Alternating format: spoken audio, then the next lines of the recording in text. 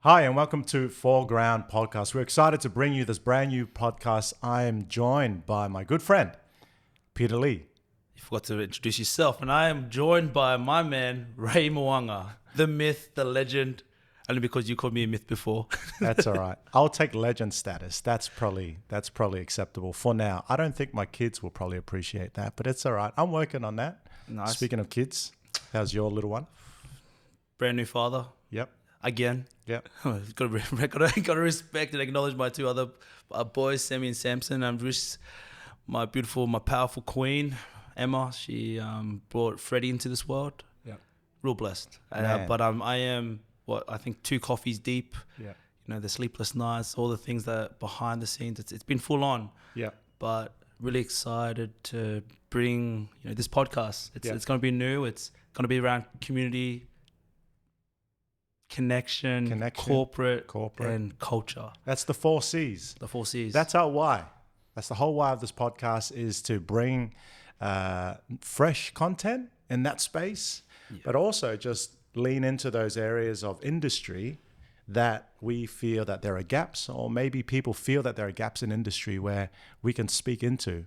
And I think I'm excited to hear a lot from guests, but also from yourself and myself as well, right? Yeah, especially being on the ground, bro. Like it's such a interesting space, like finding gaps in industries and actually being able to have the ability and have the networks, to actually assist or come up with solutions. And I think, you go through a journey, right? You take me back 2 years or even 5 years ago, totally different conversations we're having. Yeah. So and with the networks or with the people, industry and organizations that actually do need that assistance. So being on the ground and, been kind of really working really hard the past 18 months, 2 years, not just with the team, but with yourself, working on some really cool projects. Yeah. And really, really excited to showcase it all. Yeah. Speaking of showcase, we're so grateful that we are here at Lumbr Café down on Spine Street in Sumner and Brisbane. We're so grateful that this amazing facility has been provided for us. Shout out to the boys at Alani Networks Media for filming and producing this as well. So again, you're speaking about connection and you're speaking about corporate. This is the space that we love to be involved in, highlighting certain businesses and organizations that not only we can partner with, but also find and discover more about them, who they are, and some of the, pressing concerns and some of the challenges, but also some of the learnings that a lot of these groups have. It's starting to tick a box there, and I think that's one thing is it's all real. It's real people, real culture, real community, real connection. The 4 C's are real corporate, and it's really excited for this. Well, let's go with that. Let's go with the 4 C's, because obviously it's very intentional that's sort of the area that we want to speak about. Yeah. So the first one, community. What is it what is it about community for you and the industry that we work in now that is super important? Why is that, one of the pillars, if you could name it? Like, why is community important? Yeah, it's changed, especially becoming a father. Yes. In community, you see the rates of crime going up, young people breaking in that. So, a quick overview, we're doing a lot of programs like Foreground Performance in community, in detention centers, doing that transition, reintegration back into community. So it's definitely changing, and I think it's changed because I've had kids. Am I being a good enough leader, role model, mentor for the community, but not just for community, but for my own family. Yeah. Really I was take me back. I keep going back, right? And hindsight's so powerful. You get to learn. You never make a mistake. You always learn. There's no failures. There's only learnings. But the community side of things for me is that I want to make sure that it's a scary world out there. I want to make sure that my kids have a real safe environment and community to grow up in. And am I creating that? And if I'm doing my piece, I'm hoping that I'm inspiring other people to do that, bro. I talk to you about heaps. We talk a lot. Yeah, hard. It's awesome. We do. What's your views on it, bro? I reckon for me, before I even answer that, I think there's so much in what you said. Obviously, community is a big part of your life. It's a big part of my life. But I want to know, who is Peter Lee?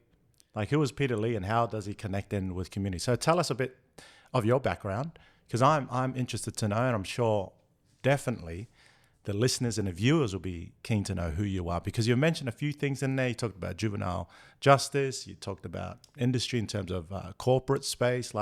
What's your background? How have you gotten to this point? Yeah, it started 10 years ago, 11 years ago, back in like 2014, 15. A massive shout out to Kelly Sire. So she created an opportunity for us to get into the centers like 11 years ago. I actually went in as just a volunteer initially, and then became a contractor, then, became on, part of the program's team. And then, my journey within, and that's in youth justice. So that's detention centers? Detention centers, okay. yeah. But and from there, I guess it's just been a journey, like learning. I think that's one thing, is like absorbing as much as information as you can, but also learning on the go, and being surrounded by some real genuine people.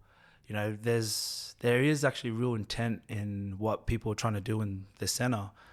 What I think is happening is, we just need to all be aligned. Like, don't come with your own agenda. It's always kid first, people first, right? Before that business, which we'll go into. Yeah. But that's where my journey started. And like, obviously at the same time I was playing professional rugby, and, So you got the youth justice or detention center space. You're working with youth at risk or youth who are imprisoned, more or less. So you're trying to make a difference in that environment, but also at the same time you got this other thing, which is sport. Like, you've grown up with sport, majority of your life. You dabble in a lot of things. I just found out that you swim. I did not know that. Yeah, and I love to swim. Yep. Way better than running. Easy on my knees. Yeah. But tell us about sport. Like, what pathway have you taken in sport that people probably don't know about you? Yeah, real unorthodox. Like, my whole journey within rugby and also swimming, athletics, volleyball. I played a whole bunch of sports. Mum and dad used sports as like a way just to keep us busy. Yeah. So, and I think that's, going to that community. They wanted me to be part of community. Yes. Right. So I think that's just massive. And they kept me busy, kept me trying to do things like, they'll sign me up for like some community event, some fundraiser, and then it would be linked in with like the sports teams and something, or like the same communities. So I guess consistency, repetition of that over time, it becomes habit, right? So it's, like my journey with sports, totally different to other people. It's like, it's always been about life skills first. My dad was like, no, he was like, we got a scholarship. He's like, my dad didn't believe like in free stuff, and I say, and it's a good thing is like, he's like, no, you got to earn, like someone else is paying. And like, I learned real early that. So I went to BAC, Business Adventist College. Went there from like year 2 all the way to like year 11. Yeah, thank you. Shout out to BAC. Alumni. Yeah, alumni. Let's go. And then we got a scholarship over to John Paul. Like a really good opportunity, and was looked after really well, like very well. They looked after us very, very well, and so grateful because I think my learnings in that, because I didn't appreciate education. They like even go through this whole the process, the journey, but. Yeah, sports pretty much created a vehicle for me that I was able to kind of drive and use it to be where I am now. Yeah. Yeah. So you've gone from youth justice, detention centers to sport. That's all part of your journey. And then how did you get into this next phase, which is like construction, corporate space? Like how did that come about? Like, was it straight after that sport? Because sport was school, kind of semi-professional, but at the same time, how did you land into this? That's like 5-10 years, man. I didn't know. Yeah. It's been. Did you just apply? Were you interested in the industry? No, it's organically all grown. Like everything I was talking about, it's always been organic. Yeah. It's never been forced. And I think that's what I've kind of did not appreciate, right? But, with my sport, it wasn't just all smooth sailing. Like I went through a lot of mental health, which we'll dive in later. Yeah. But a lot of mental health, everyone talks about the black dog on your shoulder. That's real, and I experienced it. And I'm just really blessed that I had my family and the supports around me at that time. Yeah. I don't want to dive into that too much. I know you're trying to make me cry, but not going to make me cry. No. But yeah, no, like it's we'll unpack it all, but pretty much we're like, everything's happened very, very organically. Yeah. Especially the past 2 years. Yeah. When I actually just kind of made a commitment to some little changes, minor changes into my own life. And and again, that's where this whole 4 C's come from, right? Yeah. Because like I'm in the corporate space. I'm chasing culture as we talk about. I have connection, community, connection. Like, well, that's why. Yeah, and that's why it's important to know you as a person, to know Foreground, and I guess this is what makes and shapes who you are, and partly the reason why we're here. So you got all these amazing things, and that's led you to this space here. I have a similar story. I was going to say, enough about me. Enough. What about Ray, man? You're doing some cool stuff. Yeah, you're doing some amazing. I remember Ray, all right, he was the choir man, right? So I remember you from when... Sister Act, remember that? Whoopi Goldberg. Yeah, hard. With the hair. He had the hair. I did. I know it's a different look now. I don't know what happened to your hair. Slick string. Like, trying to be aerodynamic on the touch field now. I remember Ray as... that's the reason why I joined the choir when I was at BSc. No was way. Because of you. Yeah, I did. Yeah. Even when you used to lead the choir for Logan Church. Yeah, Logan Youth, Logan Sar. I know your journey. Yeah. I've been appreciated it. But I remember, and then when I actually got to choir, they started like changing the songs to a whole new one. Like, I can show you the world. And I was like, I don't know about this. I wanted to sing some gospel, like some real dark, deep, black gospel. Soul. Yeah, but that. I know from that, and I've seen your journey over the past 20 plus years, really. Yeah. It's been awesome to connect. Yeah. Just even recently, and it's so much synergy and alignment there. Yeah. So and it's funny you say that, because for me it's always been about alignment of values. Like everything that I do with intentionality, and it has to align with my values. So whilst from the outset, I'm not speaking vague terms here, but every sort of job that I've had has always aligned with my values. So, a few things about me. I'm a high school teacher. I've been a church pastor, a church minister for the last 15 years. I've been a personal trainer. I've worked in youth residential care. This is here in Brisbane. This is in 2006. This is when it first sort of came out, and I was traveling up to Townsville. I was here, there, and everywhere. And again, all these things, these jobs have actually made me appreciate all the things that I've learn about myself, but also learn about people. So for me, everything that I've done, or I choose to do, has always been about how can I help people and how can I add value to people. So whether it be preaching in a church, whether it be speaking in youth groups and organizations, whether it be in sport, also dabble in a bit of chaplaincy and defense force here in Australia, and also in NRL and netball. But for me, how did the first, we know that, if you don't know, this man is the chaplain for the Dolphins. How did you get into that realm, up the fin? They had a great game last night, by the way. Yes, good win. What a win. Yeah, what a win. Go the Broncos. Yeah. I think for me, I had a goal. I had a dream for myself to say, hey, one day I'd love to do this. But instead of just aiming high and throwing my CV at these organizations, I just said, let me do the groundwork first.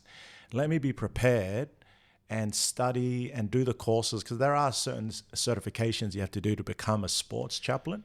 Oh. So I did all those certifications and courses. I did not know that. I thought you just had to do theology or... No, I didn't know there was actually specific... It helps. For me, it helps being a church minister. And again, I have to do a bachelor's and do all the university thing. And that's been super helpful. It's informed my approach and my relationships in sports chaplaincy, but you have to do the certification. So I thought to myself, if I do these certifications first, learn more about the job. In fact, even there's a course in the NRL, it's called the Elite Athlete Wellbeing course. So I wanted to do that course because it gave me an appreciation of how wellbeing managers and educators relate and how they try to partner with athletes to improve their well-being, whether it be through just general well-being, also education pathways as well. So I did that course not to become a manager, but I did that course so I can be ready for when the time came. I could actually say with confidence, I understand the role and I know where I fit in this. So that's sort of the short story of how I got into sports chaplaincy. The opportunity came when I got a phone call from a friend now who said, hey, there's an opportunity at the New Zealand Warriors. This was just when COVID had sort of loosened its grip on everyone, especially here in Australia. And they said, hey, the Warriors are down at Redcliffe. Would you be interested in interviewing? So I went for the interview, got that role as sports chaplain. And it was the first sports chaplain ever it for the organization, for the New Zealand Warriors. That's awesome. Yeah, and then obviously fast forward, I got that same opportunity a few years later with the Dolphins as well. So for me, in alignment, I go back to alignment, like the things that I choose to do. Again, it's always a choice, right? You can choose to do nothing, you can choose to be idle, you can choose to sit on your hands, or you can choose to actually say, how do I prepare myself so when that opportunity comes, got to strike while the iron's hot. Yeah, 100. And move with it. So that's like corporate. Even yesterday when we were in the workshop, the leadership workshop, which I'm really excited to share with everyone that's coming up. But that's that low context and the high context stuff that our sister Christina Coleman. If you don't know her, you do now. You Trust me, you want to follow on LinkedIn. I wouldn't wrong. There you go. That's all. But yeah, the high context, low context. Like kind of striking when the iron's hot. That's that. That's that. You got to take it, but the high context of relationships and stuff that and it takes time. Relationships is time consuming. Time invested though, right? Not consuming. It's invested, and again, it can be draining, but it's so beneficial. So a lot of the work that I've done is always around relationships and with people, and therefore it lands in our community space. Like I've done work in the community. I've spoken in front of like 2 people multiple times in my years, like before it prepares me to speak in front of 2,000 people. And I've done that. So for me, learning from community, having my ear on the ground, understanding what the needs are, they are my people and I am them and they are mine. You know what I mean? So there's this understanding that if your ear is to the ground and you're with the people, even when no one's watching, like long before these lights and this mic's here, like I'm hanging out with 1 or 2 people speaking, doing these kind of talks to 5 people in the room, to sometimes just 1 person. And we're like, oh, I thought there was 10. But again, those opportunities then prepare me for opportunities such as these. Or ones like yesterday, we're in a room with corporate. I mean, speak to that. Like, that is something that I'm excited to be a part of. But I want to hear from you, because what's it like being in this corporate space? We're talking about all things corporate, but explain to us, explain for me, not to, I'm being selfish here, but explain to me, like, you've dreamt about this, like being in this corporate space, advocating in this space. Like, what was it like to be in that room yesterday, speaking to corporates? Where do I start? It was nice. I was real proud of us, and you asked me when we were up in Townsville, are you proud of yourself? And I was like, I'm so proud of myself. Like, I'm actually, because, and we talk about like trust is currency, which we'll touch on, which is massive. It's that self-identity or that credibility and that self-trust, because you can't be asking for trust if you don't trust yourself to deliver. I think that's one thing. I think for me, it's actually, these people like yourself, you've trusted me to actually create this vehicle for us to actually go with. You've trusted, like I've trusted you and you trusted me to, do this. This is our pilot. And by the way, I am a co-host, so you see a lot of me as well as Ray. And looking forward to all the guests that we'll be bringing on. So I think in that corporate space, like you said, with trust as currency, and that was a term that we kept on throwing around yesterday, and even on, what day did we fly up to Townsville? Wednesday. And that is something that can be often underrated, that trust, because it's linked into relationships, it's linked into vulnerability as a leader. And in corporate spaces, or even in any spaces that I've worked in, it's like when you throw that word authenticity, relationships, vulnerability, and then that's all, trust is in there as well. Like, that can shift people in their seat quite differently. People can either shift and move away from that conversation. And that's one thing that I've really worked on is that EQ side, the emotional intelligence. Right. One of the big ones I've learned is actually reading people's cues, that awareness to read those cues. Even like self-awareness, am I being too much? Maybe I need to bring it back. But so I like the way they, as you always say, they actually took on what we were taking, we were delivering, and actually, because we're walking the talk as well, we're not just talking about it. And it was really, I think with all these corporate, backing. The backing, we're going to go do these leadership workshops. But the cool thing is that we're talking, and the difference about our workshops is that our leadership is around engaging young people, youth, grassroots between 15 to 25, people that want to come into industry. And that's the gap, right? The gap is that age group Yes. coming into industries, not just construction or mining, manufacturing, retail, hospitality, tourism, digital world. There's all these different industries that are needed, even in the sports and fitness world, health and wellness, you know, like Queensland Health, you know, or not Queensland Health, but, you know, the health sector, you know, there's all these different industries that need people in the industries. And, you know, we threw down some stats yesterday and, you know, like saw a lot of eyes sort of lit up, mouth drops going, wow, those stats are quite scary in terms of the work that's required in industry, but we don't have enough people to fill those gaps. Or skilled people or people wanting, yeah. You know, and I think, you know, yesterday's workshop was just one of the first of many that, you know, Construction Skills Queensland are jumping on board. You know, they're a massive support on what we're delivering. And my biggest goal, or no, the vision of it is that industry, all industry skilling bodies jump on this and actually reach out to us, because I'm a firm believer that I have one of the most exceptional teams that this sport has to offer. Say it again with your chest, Peter. I have one of the most exceptional teams in this world that this world has to offer, you know, like, so, and it's because everyone has a journey. And I think, you know, we go back to alignment. Yes. You know, every person or every facilitator, mentor, coach, fitness trainer, S&C coach, whatever your specialty is, you know, subject, you know, specialist, subject matter expert. Subject SME. matter. So many different acronyms. There's alignment somewhat. Yep. You know, I'll use like young Natani, massive shout out to you, bro. But, you know, he's an athlete that's come through our programs, you know, has actually trusted the process, as actually now, you know, I've known for the past 5 years or more, really, because of the Fijian community. And it's real proud for me to say I've got a Fijian boy that's coming in chasing a rugby career, and we're able to provide like a livelihood for him, not just a job, but a career outside of the career that he's chasing, which is, I know he's going to play professional rugby, and I hope he does. So I'm counting down the days. I want a box. Natani, Natani, if you're not a box, like I know a you're corporate listening box. as well. Corporate box. But, you know, like I think I know, like, you know, we have the right, even from, you know, he's not grassroots, but he's one of our newest facilitators, but he's bringing so much value. There's alignment with what he brings to the guys, and, you know, in our space when we're talking to corporates, you know, my real top. So we're using, so you're really saying it's like the kids that we work with, these young people that we want to engage with in industry, they are like case studies to say that this is what we do with them, and this is the pathway that they take to prepare them for when they land in any industry. Yeah. But more so in industry that we're speaking about, right? Yeah, like, you know, community. You know, Natani, I'll use Natani as an example, is that he's not just, you know, running our S&C program. He's doing a lot of community work. He's working in the S&C, strength and conditioning. Yeah, strength and conditioning. He's doing fitness training, well-being inside, you know, the detention center. Yeah.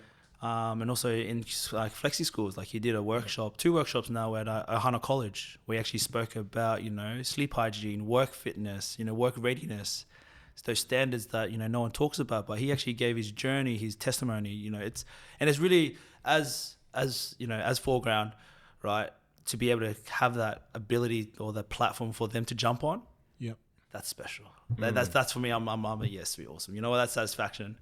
And, you know, that I'm comfortable to say, like, you know, if he wanted to grow in this organization, 100%. Yeah. That's why I'm wearing this cool jacket, because he said, like, you need to fix your uniform. No, I don't know. I was like, whoa. I was like, yeah, you know what? And then I took that as like, I actually need to bring on some, you know, some corporate look. Yeah. You know, because we cover, you know, a lot of ground stuff, but we do have this corporate delivery as well that, you know, you and I've connected in. I'm a part of now.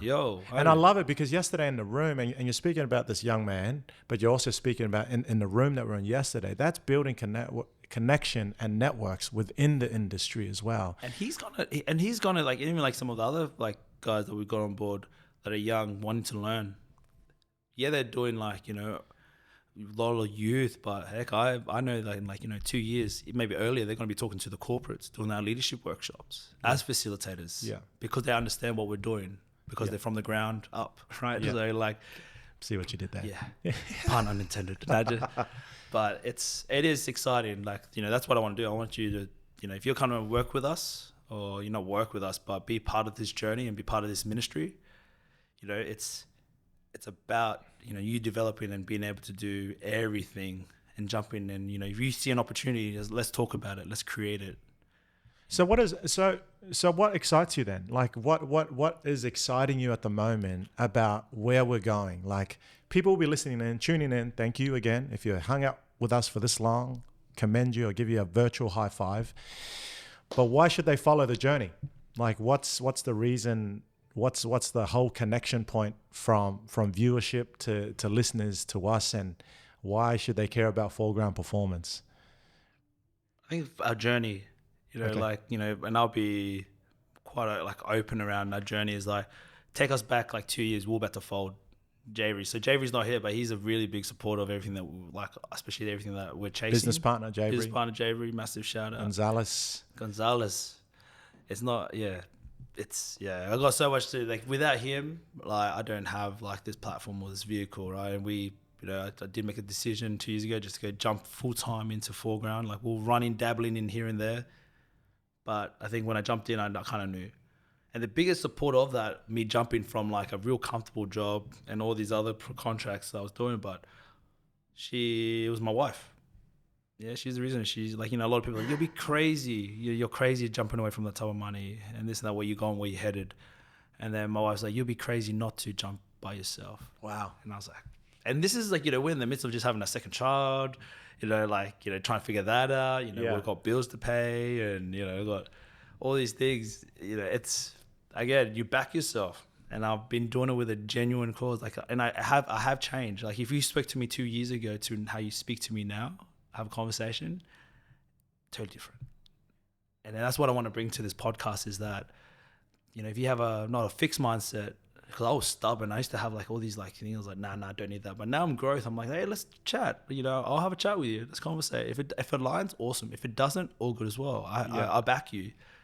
You know? I think that's a superpower for Foreground, and I think that's a superpower for yourself. And I think the more we collaborate and the more we can co-create with people in the room, I think that will serve the industry, but also serve ourselves and the communities we serve even more. I think we can't be too proud to say, I'm going to do it. I want to be the first to do it, or we are going to do it better than anyone else. So therefore we want to be, you know, known and popularized by others. Like, I think one of the conversations that we had earlier with one of the brothers from Alani Networks Media is that what's the standout difference? Like, what's the point of Foreground, and how do we separate ourselves? But I think it does generally come back to connection. People want to make a connection with not only the brand, but just in general, just a connection, because that grows people's influence, that grows people's capacity to be successful in their business when we collaborate and, again, build that connection with others and network with others.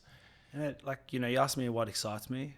It's all the 4 C's. Yeah. But using those 4 C's in what Foreground's about, and using that and really challenging myself, how do I make sure that I'm keeping up, you know, making sure that it aligns with what we're trying to go to, where our direction, our strategic, you know, vision, right? So the really big thing that really is the collaborations and partnerships that we're developing, but it's also being able to design. So like, if you have a gap in your organization, consult with us, reach out. Yeah. I think that, you know, that's, you know,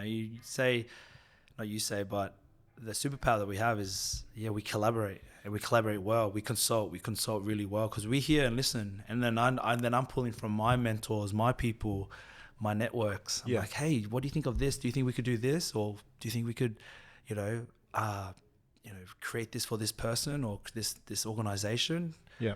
You know, I do a lot of like, you know, don't get me wrong, it's all about, you know, corporate. This is where I guess where the cultural stuff, like give back, you know, the hospitalities. Yes. You know, about, you know, the South Pacific and Maldives, and, you know, that what we're about is about hospitality. And I think there's a lot of transferable things about how we treat and how we welcome, and with that, you know, that warmth, that like that real genuine warmth. Yeah. And I can't think of any other words but that.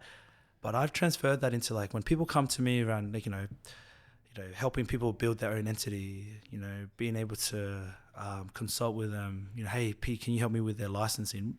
You I'm like, yeah, sweet, awesome. Meanwhile, I'm like, yeah. Meanwhile, I've got an audit, I've got registration, I've got all this compliance, I've got all these first world issues. I don't know how you do it. I don't know how you do it. To be honest, like I like even before coming in here, like I had a phone call and I'm like, in my head, I'm like, I don't have the time for this, but I do have the time for this because I made time for everyone else and everything else. Yeah. I need to make time to get stuff done. And like I think that's super important to lean it, because we make time for what is important. Yeah. It's not just we make time, we prioritize. When someone says to me, I don't have time, it's like, you do. We all have the same amount of time given.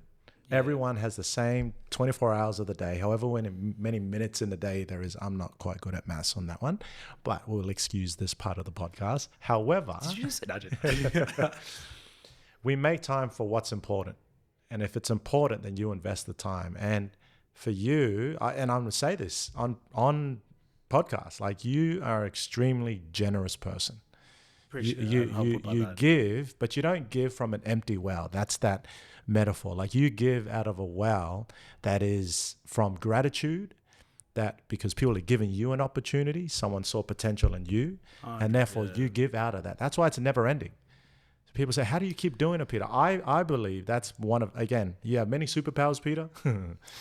One of them being good at dugging. Go on. Hey. We'll keep that for maybe another time. Dugging is a dance move, not a person. Yes. Yeah. But I think when you give out of the overflow, people sense that. People sense that authenticity, that you genuinely care. And I think that is the separation piece. Like, there's all these things, and like, we've brought on people, and now in my head, in my background, I was like, damn, I've got other families I need to provide for, but I've got to make sure, as you said, I've got to make sure that my cup's always full. Yeah.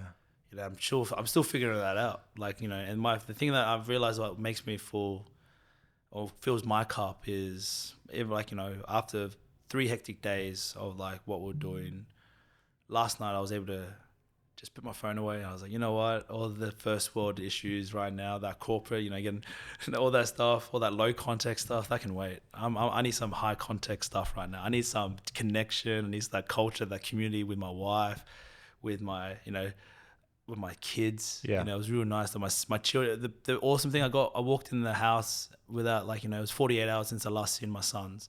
And they walk up and they're like, Dad. And I was like, that's why I do what I do. Because before, I can see you right now, before I walked into that house last night, I was like 99 problems. But you know what? My family's not one of them. And that's not one of them. Bars for days. Yeah. And then that's one. If there's any key takeaways, like, obviously we'll talk about leadership. Yeah. What that looks like. Well, that in itself is true though, Peter. You're leading yourself well. How do you lead an organization?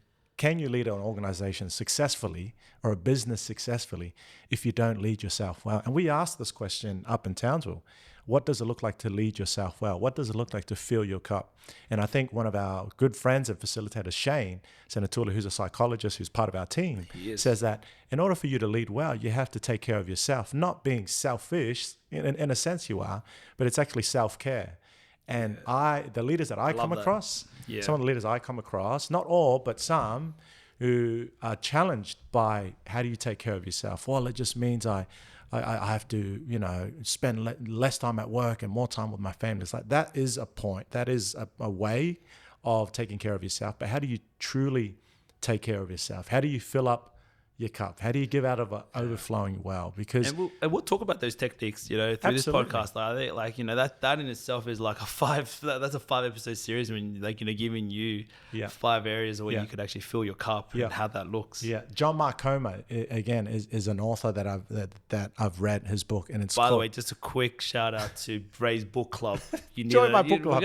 I'm gonna be dropping. Maybe this could be a book club review, Foreground book club list. Started throwing out like John Maxwell to me yesterday. Yeah. Anyways, keep going. The book is called The Ruthless Elimination of Hurry. I want you to think about that. The ruthless elimination of hurry. And he highlights what kind of society and culture we live in now. And I think it's very prominent in terms of where we are right now. And one of the symptoms of this hurry culture we have is hurry sickness. We're always on the go. We always want to get to the next thing. And that's just by default. Like, think of all the small things that we do from day to day that requires a quick, I need it now, chuck something in the microwave. I need it now. I need to go from shops. I need to go A to B. I need to get there as quick as possible so I can reclaim more time. But what if, and again, it's a countercultural concept in the sense that we're all wanting to be successful. We want to get from A to B very quickly and as most efficient, cost effective, and we want to have the quickest influence. But what if there was time to pause and actually go, self-care means I need to pause just a fraction and actually reflect. And again, that's in that whole well-being space that I dabble in a lot. And I speak on in schools and I speak in corporations, but it's just handbraking just a little bit to be able to have that well of gratitude that you often, feel from. And I think that's super important. I believe it's super important, something that I practice. But why is it? I think sometimes in corporate space, people are reluctant to actually pause and actually I'm not talking about meditation and sitting on Mount Everest, legs crossed, in that flow, but it's just like, what does it take to fully reflect and stop and check in with yourself and say, am I actually okay? Or am I getting unwell and being sick, like physically, but also emotionally, because you're just on that hustle, right? Creating that space for those moments, like you got to actually schedule it in. I've got I can show you my calendar. I've actually got focused time in my schedule. But is that what it's called, focused time? Yeah, if I look at my calendar, right, I love that. I love focus that. time after lunch, and focus time could be admin. It could be filling my cup. It could be doing so many things. Yeah. Very rare, unless it's urgent, that I would actually schedule something in that time. Yeah. That's why you'll find that you won't really find me answer my phone between this time, which is like 1:30 to 3. Yeah. Shout out! Damn it! I told everyone. But now, that's why you don't pick them up for phone calls. And I try not to. And it's a time where I have to get admin done because if I don't get this admin done, I'm letting people down. I'm letting their business down. I'm letting my business partners down, who trust me so much because I know they're busy doing all the operational stuff, which is all the ground stuff, all the all the things that need to be done, all the tasks that need to be done to create organizations, and so in my thing and that's every day, so you can see my schedule. Wow. That's a loaded schedule if you don't see it. Like, so don't show them in case. No, because then they're like, hey, what the heck? But that in itself, for me, it's a cultural shift. That's one of the 4 C's. It's a cultural shift in terms of it's countercultural. Yeah. When we speak cultural, it can like the bandwidth can be so big. Are you talking about like ethnicity culture? Yeah. Are you talking about work culture? I'm just saying in society, like it's a cultural shift to pause and actually reassess and then process and then be able to go, hey, what's the most valuable thing? And I think I really am looking forward to listening to some of the industry experts that we'll talk about on this podcast. And asking them what are some of the cultural shifts that they are seeing, what are the cultural trends, and where are they stepping into the gap to be the change makers that we have been talking about. And one thing that you do really well at every workshop that I've seen you do, and even yesterday, and it was brought up by Carlin from Alani Network Media, it was like you really challenged. You asked the question, but it was a question that challenged, what are you going to do? Yeah. And if I think that's like a real staple on what are you going to do? You've just come to our workshop. Now you're going to put it in practice, or you're just going to just come here, tick a box. As I said, like if you're going to come to our workshop just to tick a box, just get your PD hours. Get your PD hours. We don't want that. We do. But what you'll get from it is more than that. But we want to be like now the preferred, like, if you need PD points or CPD points and like, that we're coming to town or somewhere. Yeah, get us. Because we'll make sure that you have one of the best times and learn something, learn techniques. That was probably the best things about the past 2 days of these workshops. Our next gen leadership workshop, by the way. So it's all about next generation coming through into this leadership space and understanding that, giving them the tools and solutions, and then also let them know that the reason why we know this works is because Foreground has programs doing this in schools, in community, in detention centers. You've been industry tested. Yeah, as I said, the past 18 months we've been doing some amazing things, and and again, it's the bureaucracy around which we'll talk about, but so much dealing with like the young people in general, like it's the bureaucracy which you have to be part of, because everyone wants the best for everyone. In the centers, in the schools, in the every industry you go in, everyone wants the best. The best. They the want best to get of the there. best. The best of the best. Yeah. But then what does it look like? Does it look like are you going there together? What's the thing that you said yesterday? Oh, it's sort of like a leadership proverb. If you want to go fast, you go alone. If you want to go far, you go together. I think that's massive. Yeah. And I think what people forget about that is like, I'm going to get this fast and go. But you do it together with the right people. Yeah. And you can move fast. Don't get me wrong, you can move together fast. Yeah. But if you move together and collaboratively, like, you know, get everyone and move, I think that's, you know, that's what you want to do, key. bro. Yeah, hard. Because it's not. I'm like this breaking my. Sometimes when you're doing these things, you're like, there's size and stuff. better off Internally, if I I'll do never show you that. You know what I mean? Like this is the real Pete. But I just get these texts in the morning like, dang it. Yeah, you know, like I'm very composed, and I think that's one important thing. You know, even up in terms of like, you know, one of the cool things was like, I was saying that you got to, as a leader, you got to stay composed, but you got to have a soundboard. You got to have a mentor, and I'll be a massive hypocrite to say if I didn't have a mentor. I've had great mentors in all different areas. Yeah. I had someone show me systems and processes and what that looks like and what empathy looks like as well. And I'll share that story later. Yeah. But that's the difference. Like, you know, that's where you want to head. Like, or having these people and Yeah. I love it. There's some key markers you flagged there. There's as a leader is empathy, mentorship, right? Self-care, and service, or like investment in others. Yeah. Like those are pretty significant things. I think if people are in that space already, when I say in that space, already thinking like that, behaving like that, speaking like that, I think those are the types of organizations and people that we love to connect with. Like, you know, straight away. There's gonna be there's gonna be some industry experts on this podcast. I'm so excited because even like people that you wouldn't even think that they do what they do. Yeah. That's why it's going to be awesome. Like, we're not looking for like, you know, prime time thing. We're actually looking for the people that are actually doing the groundwork on the ground, being awesome leaders, are all just awesome people in the industry. And they're plugging the gaps. Like, they're filling the gaps. When I say it's not just for the sake of filling the gap, the gap is, what's the need? Yeah. What's the itch in their industry? And where are they wanting to ensure that their gap is closed, or they can be the bridge builder of that gap? That's what we mean about the gap. I'm just gonna call out and I really appreciate right now. We're doing it right now, right? We're actually doing you know, we're actually doing this. You know, we're actually doing. We were talking about, like, we don't know where this is going to go. This is how fast this conversation has happened. You and I called you. I think we call each other quite frequently, but you have an idea, I have an idea, and I said, hey, we need to do a podcast because there's so much value in listening to people's story and narrative. And then it just happened. We just like, let's just hurry up.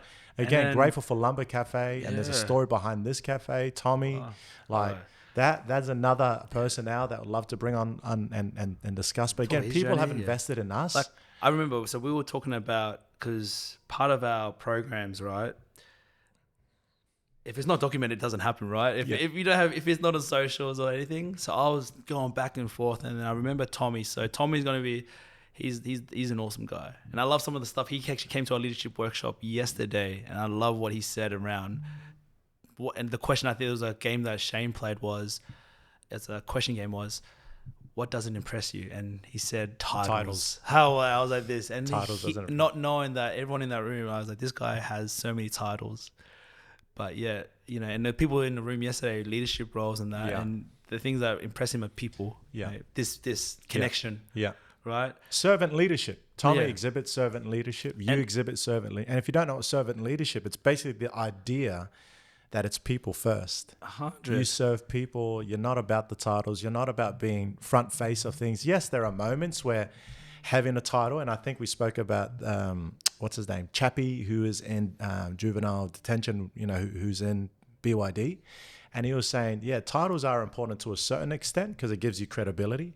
But at the end of the day, servant leadership, it's actually about being with people and serving them before you kind of serve yourself. Does that make sense? So I'm excited to have Tommy and others.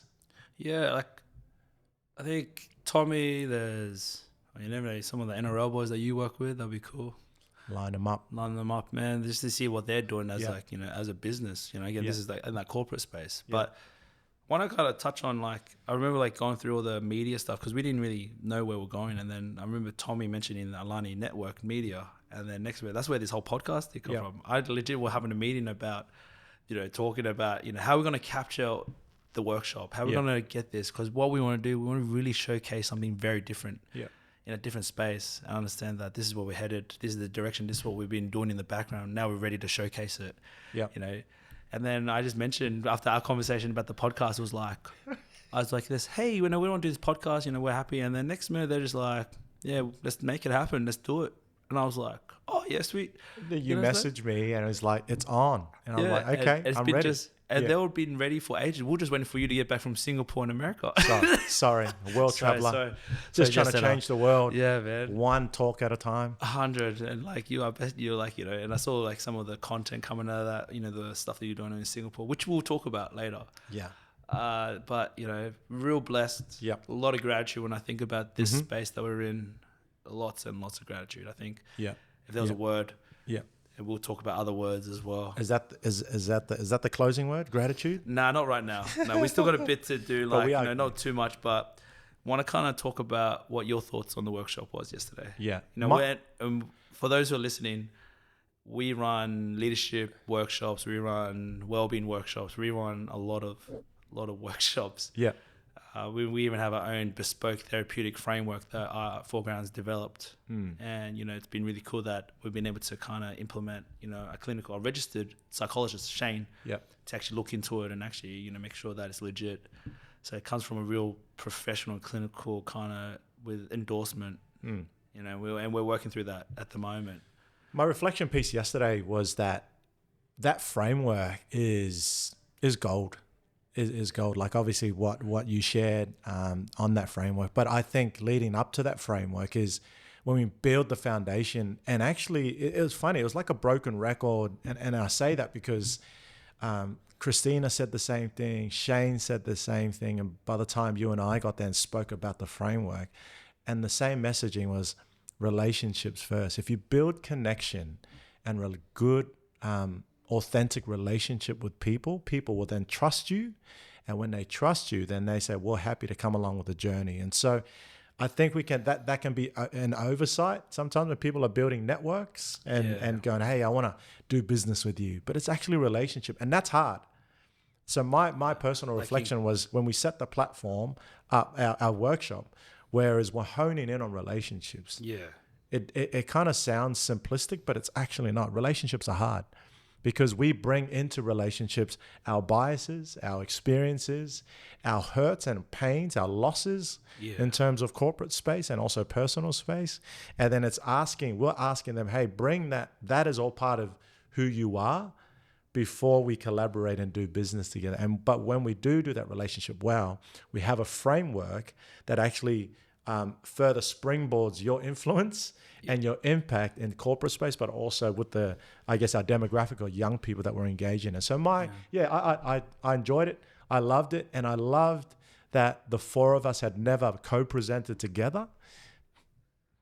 Secret's out. That was our first time, literally. Yeah, and everyone thought it was like co-presenting together. It's like, you guys done this heaps. I was like, yes, individually, but together, this is the first time we actually did it. Like, well, how smooth did that go? So what I loved about it, again, we've already spoken about it, but it's like there's an alignment. When you find people who are not just like-minded, but also in alignment with your values and who have similar work ethic. They understand the vision. We understand the impact everyone is trying to make, and together we can do it. I think that was a beautiful thing to see. I love seeing the response from the audience and their engagement. And again, I was more excited about seeing everyone in their element.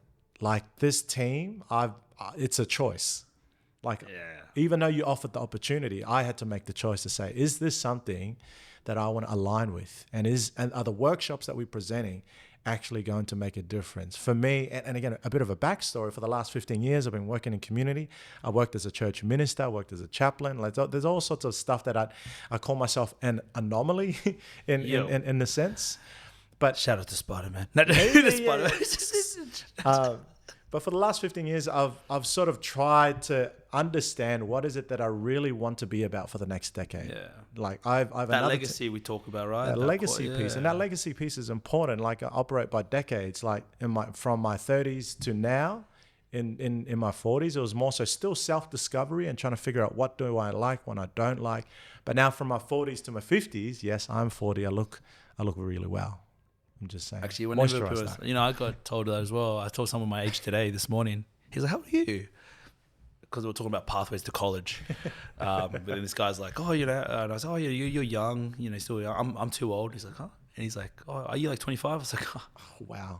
I was like, "This. Oh, thank you. I'm actually over 30. I won't say exactly. I want to keep that youth and humble. I'm still in this decade between 30 and 40. Yeah. So let's just leave it at that. Yeah. But for me, it's wanting to be intentional with my time. Yeah. We don't have much time on earth in terms of like there's only so many years. Like I'm 2 decades away from seeing 60. So what do I want this next decade to be? And for me, I had to make a choice to align myself with something I feel I can contribute to. And that's it. I spoke to Shane yesterday and I said, I want to make intentional choices about this is the value I bring to the world. So people know unequivocally that Ray is about adding value to people's lives. I can tell you this right now, you do. Oh, you do. Thank you. You're welcome. If you ever need someone to actually motivate you, I'm like, maybe I'll call up Ray. Sometimes I just call you just to hear your voice, but listen to my voicemail. Hey, it's Ray. I'm excited. I'm excited to talk leadership. I'm excited to talk well-being. I'm excited to talk trust. I'm excited to talk resilience. Yeah, I think I want to talk about inclusive leadership. Just to kind of mention, that was one of the things that... Yeah, it was. There was actually not one of the things, one of the strategies or models that we presented yesterday. Oh, yeah. And Christine was the trusted currency. Oh, yeah. She was really good with this one. Like, right. she put this together, very well. She articulated, she presented very well. Yeah. What I loved was actually everyone I spoke to, a lot of people was like, I want to take this back. The model of inclusive leadership. Oh, that's from again. That's again. Shout out Ray's Book Club. Book Club. Can you tell me more about this book club? Hero Maker is the book. Dave Ferguson, and it's about in the faith world. It's about discipleship, but it's also it can also be transferable to mentorship. Yeah. So there's 5 steps in terms of inclusive leadership and mentoring, which can be super helpful. Number 1, if it's you and I do. You watch, we talk. So again, we debrief, we talk about what you've seen and what I've done. Then the second step is I do, but you help, we talk. That's number 2, right? I do, you help me now. You're part of this solution-focused process. The third step is you do, I help. So now the roles have switched. Yeah. So you've seen it, you've helped, now you're leading and I'm assisting you. Yep. 4th step is you do, I watch. I'm not so much helping, I'm watching now. And then the last step is you do, someone else watches. Yeah. So again, that inclusive leader, and that is that's we'll talk about it. That's that succession planning. Yes. That we don't think about. No. And I'm already thinking about it now. Yeah. Like, who's going to take my position in 18 months of what I'm doing to then be able to create this? Here's a challenge. Who's going to replace you if something were to happen to you today? Where are the tissues? Ooh. That's the challenge. That's the Ray gap. Moaga. Yeah, I'm going to be on the mic. I'm going to be on the podcast. Yeah, you'll be. But who could take my role? I think there's a few people that come to mind. Okay. Yeah. But this is the gap, right? We're so passionate about going together, going forward. But I think we haven't had time to pause actually think about it and think about it. Go, hey, if something was to happen to me, I think we all fear. And again, I don't want to be morbid, but we all fear at some point death or not being around for our loved ones. Yeah.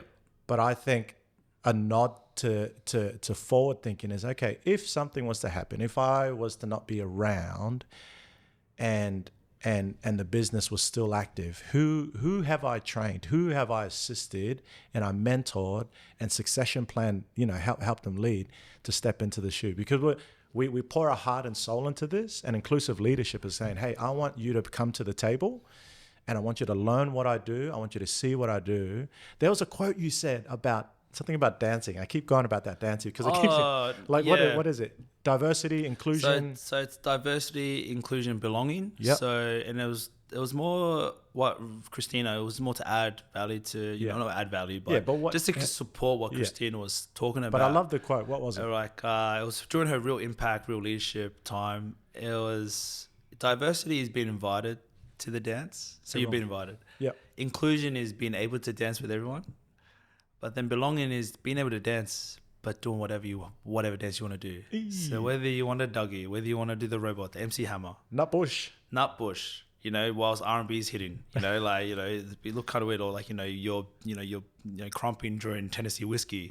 It's up to you. Whatever you want to do, that's belonging. Because that's something that I've actually taken on is I belong in this world. I'm confident, and I said also added that as like if there's something I could actually teach and teach our young people, our youth, or even adults, or even people in the corporate world is like, don't have shame. There's no shame in this world. Yeah. The only person that's judging you is yourself. Yeah. That's all that really matters. Like we talk about that self-care, self-identity, self-trust. That's massive. Like it's actually belonging in this world. So I know we'll talk about me chasing my culture. Yeah. I'm really chasing that.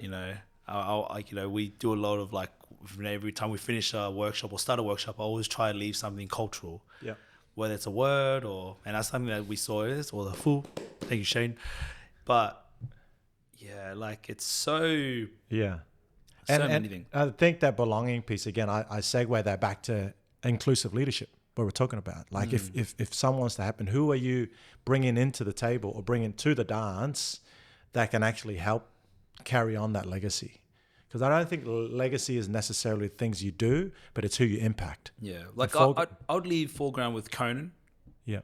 To help support Jerry. Obviously, there's a lot of layers in that because so I've got 5 business partners, and all very unique and very different, and awesome.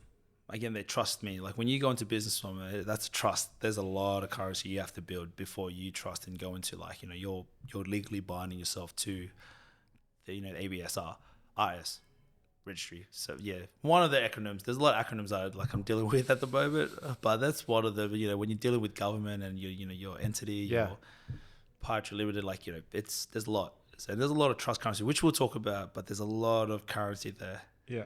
And with the trust currency, I notice a lot in the partnerships and in the people that you've mentioned.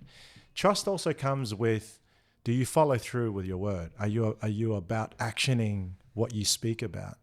And I think when people see results and say, Pete, Ray, we're going to do this podcast. I'm like, okay. And then it happens. I'm like, oh my gosh, this is actually happening. I trust that trust improves, or that trust increases between you and I, or you and us and Tommy and whoever it is that's a part of this. I think we'll talk about that's too much coffee, but He's glitching. You jinxed me, man. He's glitching. He needs another shot. Though I don't know, it's an integral part of me now. Like I really don't want to be that guy. And that's the thing. Like the real Peter, that's what goes through my mind: letting someone down. When I say my word, I say my word, and I follow through with it. Whether you're a fan or someone I left, I was like, yeah, can I have 5 cents? Yeah, I'll give you 5 cents. I'll make sure I'll go back, go do it. It might be the OCD in me or whatever. Is it letting someone down or letting yourself down? There's a point I think there's a difference, because we can often be driven by, I don't want to let others down. Letting myself down because what I've promised myself and your standards, your values, right? Your morals, the things that you stand by. The identity, beliefs, and values system that we have. There's a lot of we can unpack that later on. Yeah. Maybe layers. Maybe off camera and off mic. No, but the big one is for me is like letting myself down, because it means that I've always said you can always do things. Like if you look at my schedules, you look at a lot of things. And even people, when I talk to them, how do you fit it all in? I was like, we just make it happen. I've got 10 years now, this decade of my life to burn the candle on both ends. You're going to have to do it someday. If you want to build, there's a real cool parable. Maybe we finish on the parable, before, but the bricklayer. Yep. You have one person that's like, working I don't know exactly. I'm not gonna give it, but maybe I'll handball off to you, bro. Handball, another handball. I'm gonna handball. Yeah, you save me all the time. Yeah. But The parable of the bricklayer is simply this: architect goes to a site, sees some bricklayers, asks the first bricklayer, "What are you doing?" Yeah. And the bricklayer says, "I'm just laying bricks." Goes to the second bricklayer, asks the same question. The second bricklayer says, "Oh, I'm building a church." Goes to the third bricklayer and says, "What are you doing?" And bricklayer says, "I'm building something grand for God." The first bricklayer was just doing a job. The second bricklayer, who's building a church, was building his career. But the third bricklayer was a calling, doing something grand and bigger than themselves. And those three bricklayers, we need all three. And those are the three bricklayers that we are always seeking out to help, to assist, to empower, to enable, but also to collaborate with as well. Because there are corporates and people in the industry that are all wanting. Levels. Yeah, they all levels, yeah. Sorry. But where do we fit is that we're ensuring that we want to be able to provide a service and actually have that care factor and going, every single one of these people matter. They matter to us because that's who we are. That's our values. That's our beliefs. That's our identity, right? Yeah. I think and I resonated with that because I've gone through all those. You've literally laid bricks. Yeah, I've laid bricks. Actual. And I'm still waiting for those other bricks to like keep going. You're like, all right. But I am building an empire. Like trying to, not trying to. I will because I really. You are. Yeah. I am. I am, man. I am who I am. What's the switch up? It's like, I haven't done it. It's not yet. Yeah. You're yet to do it, but you are doing it. Yeah, and that it really resonated with me because I was just in a career before this phase. Now I'm like, I'm doing something great for God. I'm doing something great for my family, for my faith. And it's past 2 years have been amazing. Yeah. I definitely flipped the switch, and it's changed. Yeah.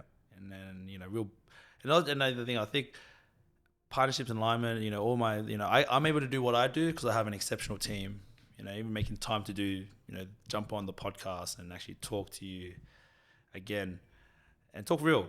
It's real nice and it's ours, right? It's ours with our partners, with Alani Network Media, with Lumbr, with some amazing people and organizations that actually believe in what we're wanting to do because they've seen us. I know that the organization, to run this podcast. I know people who will be watching and who know both of us in different capacities. How in the world did these two get on the mic in this room?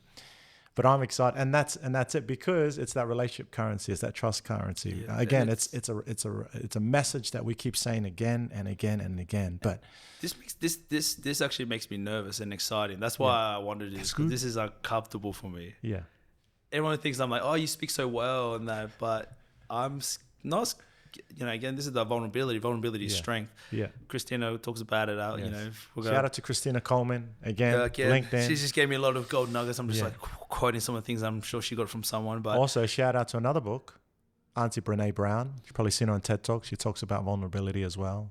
Again, that's huge. That's huge. I have to get this list, man. But no, like there's a lot of good things happening. A lot of gratitude, as I said. Yeah. Gratitude is the word. Gratitude. And I see how we came back to that. I told you. I think this is the word. Gratitude. Gratitude for today. Yeah. From the 4 C's. Yeah. Yes. Culture, community, corporate, connection. That's something we can leave. Yeah. That's something we can leave. I mean, explain to us what this is. I feel it's just like agreeing, you're accepting. So you're clapping. In which culture? Tongan, Fijian, all the South Pacific. Or Samoans are like, we'll take it. Like, we all have a version of it. Yeah, I think there's a version in it. So we finish off. So yesterday Shane finished off his section it was like a round circle. Say one thing that you've appreciated. What's one word that summarizes the workshop that he did? And after everyone says their one word, collectively we do. It was 4. Three claps. 1, 2, 3. So like you said, excited. 1, 2, 3. Yeah. I say awesome. 1, 2, 3. Brilliant. 1, 2, 3. Exceptional. Wait. Community. Connection. Corporate. One more. Culture. Yeah, that's us. Yeah, that's us, man. can't wait to bring on our next first guest, which we'll announce. And I'm excited for this, bro. Like, this really makes me uncomfortable, doing this because it's definitely, again, I love talking. Yeah. But to actually share this side of me and actually what I'm thinking to everyone. Yeah. That's why I've been so quiet on socials and that, because it's, again, becoming a dad, life changes. Your perspective and your opinions and how you want to, keep things not private but sacred. Yeah. I like that. Sacred spaces. Bro, sacred spaces. And this is what we're creating. So look, we want to hear from the community that tune in, that listen and watch this podcast. So if there are things, please comment. Please comment on some of the areas in industry that they think there are gaps. Yep. And they think that we could speak into, because then we'll find people, or if they're even better, they can suggest people that think, hey, we want to hear from this person because they're filling in a gap, they're serving a need. Yeah, there's a big thing that's here, like whatever it is. Like, we're so keen to hear from people. Like, this isn't just about you and I, which I think were kind of amazing. We're like I appreciate you. I hope you appreciate. Thank you. There you go. Words of affirmation. Words of affirmation. Thank you. But again, just repeating everything you're saying. So it's all right, bro. But in saying that, we are excited. Thank you again for tuning in to our pilot, and we're looking forward to bringing some cool stuff. Yeah. When I say stuff, awesome. It's just legendary. Everything. There's going to be a drop, a season. Yep. Multiple seasons, because this isn't just this is a legacy, right? This is a legacy that we say. I think that's one thing, that when we're committing something, it's a legacy. We're thinking long term. Yeah. We're going all in, man. So let's push. Let's roll and let's scope. Let's scope. What else can we? I think we'll close off. Thanks for tuning into the Foreground Podcast, brought to you and presented by Alani Networks Media, hosted here at the beautiful Lumbr. All right, come get your coffee. Got great service, great community, and really excited to bring to all of you something real special. He's Peter Lee. And you're Ray Moaga. That's us. Yeah, let's go.